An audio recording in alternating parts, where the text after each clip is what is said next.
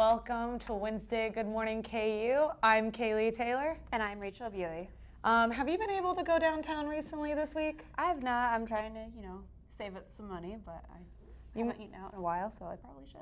You might want to go. This week, you guys, is Lawrence Restaurant Week. All the restaurants in Lawrence, some are participating. They have a set menu. It's only $35 or less. Which is, that's a pretty good deal, especially for college students. Yeah, it's cheap and it benefits charity. Michael Garrett has more for you guys.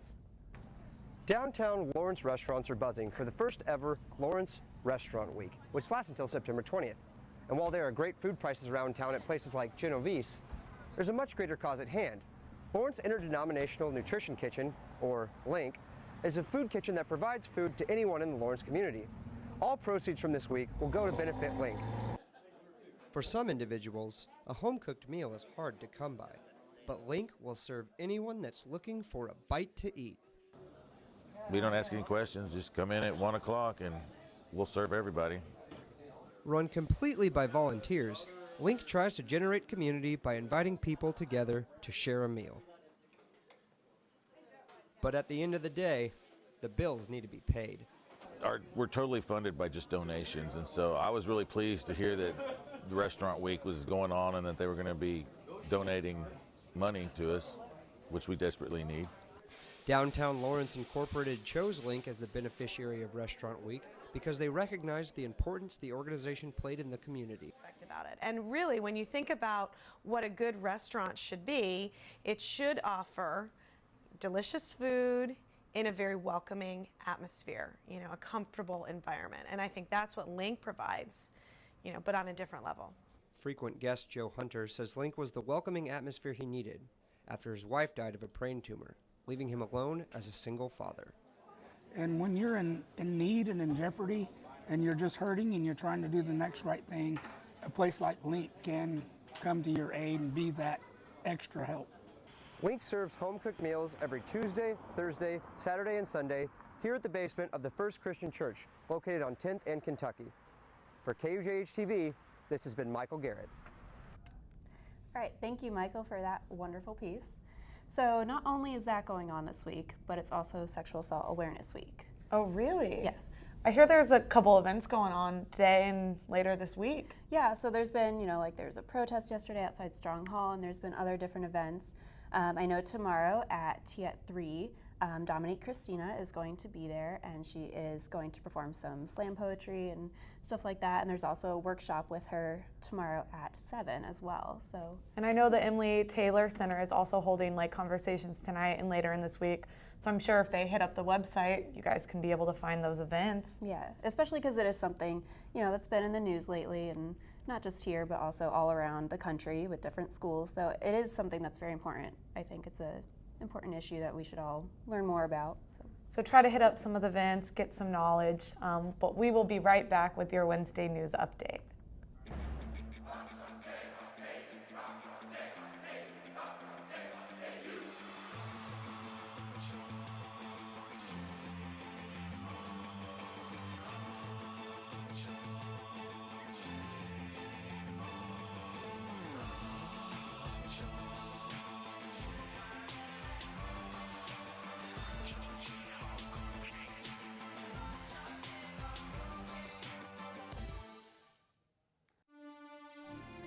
Where you go to college makes a statement about you.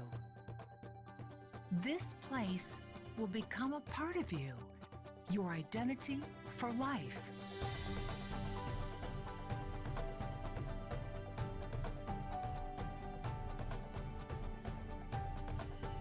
The University of Kansas, a great place to be you. Hi, I'm Katie Taylor. And I'm Emma Hogue. This is your Wednesday Good Morning KU News Update. The FBI has launched an investigation of the Independence, Missouri Police Department after an arrested teen was sent into a coma. The police station has promised its full cooperation after an officer used a taser on 17-year-old Bryce Masters. The story involving the officer and Masters has conflicting reports as to who is at fault. Masters is in critical condition, but according to the family, is improving. The Kansas Supreme Court is determining whether Democratic primary winner Chad Taylor should be stricken from the ballot for the U.S. Senate. Taylor quickly acquired a change of heart and professed he no longer wanted to be listed on the ballot. Kansas Secretary of State Chris Kobach has refused Taylor's request so far. If Taylor has dropped out, his spot could be occupied by Greg Orman, who would oppose Republican candidate Pat Roberts. And a pedestrian was struck by a car on Tuesday evening. The victim was hit in the 1000th block area on Tennessee Street and was taken to a nearby hospital with undisclosed injuries. Police radio traffic indicated that the victim was conscious and breathing. A few dozen KU students protested outside of the administrative office yesterday in response to the alleged sexual assaults on campus. The protest was led by sophomore Zoe Fincher after the University of Kansas Chancellor Bernadette Gray Little created a mandatory sexual assault training course for students, faculty, and staff. According to the LJWorld.com, the 25 or so protesters are awaiting a stronger training course, citing the inadequacy of the test. And the Ray Rice saga continued yesterday. The NFL Players Union filed an appeal against the indefinite suspension laid on by Commissioner Roger Goodell. The argument revolves around the idea that Rice should not be suspended twice for the same action. According to NFL insider Jason Cole, several teams have already expressed interest in signing the former Pro Bowler should his suspension be lifted. Rihanna is currently feuding with television network CBS. The network had pulled Rihanna's song late last weekend due to its lyrics in relation to the Ray Rice scandal. CBS wanted to put the song back on this week since Rice's former team, the Baltimore Ravens, are not playing. However, Rihanna blasted the network's decision, leading to a hiatus between the two. And that will wrap it up for today's news update. We'll see you back after the break. Bella, how's the weather doing? Hey, how's it going? It's all right. It just started drizzling, which is kind of unfortunate, but it'll be on and off for the rest of the day. It should clear up by the end of the night, but it'll be about high 70s for today. 70s. Will students need to bring an umbrella with them, do you think, today? It should be scattered showers throughout the day, so I definitely would advise it. But by Friday, it should clear up. The weekend should be pretty nice. It'll be about 85 degrees, so hopefully it'll get better by the weekend. All right, so the game Saturday, we're going to have good weather for the game? Yeah, I think we'll be good. All right, well, thank you so much, Bella. We will be right back with a guest from Sexual Assault Week.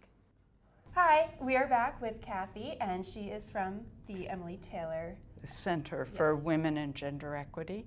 Yes, and so like we said earlier, today is Sexual Assault Awareness Week. So what is the event that's going on today? Tonight we're doing a program on men and masculinities. There'll be a panel of men, students and staff men who are going to talk about conceptualizations of masculinity, how that plays out in their daily lives, and that's very much related to the issues we're talking about this week, related to sexual violence prevention, because as men become part of the solution, we're able to go forward and make some real substantial change. So kind of focusing more on, what men can do instead of what women can prevent. Exactly. Like that. Exactly. Okay. Well, that seems very interesting. And yes. Have you noticed an increase in numbers for this year with these events, considering everything that's been going on lately? I think there's been an increased interest as it hits a little closer to home, or it feels like it's hitting a little closer to home. And people understand that this issue really is personal and is something everybody should pay close attention to. Okay, well, thank you very much for being here. We do appreciate it, and we are going to be right back with another guest. Excellent. Where you go to college makes a statement about you. This place will become a part of you, your identity for life.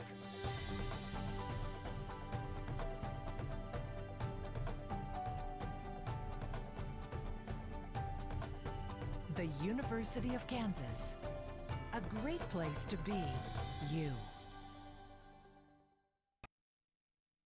Hello, and we are back with Jane Mcweeny. And what organization are you from?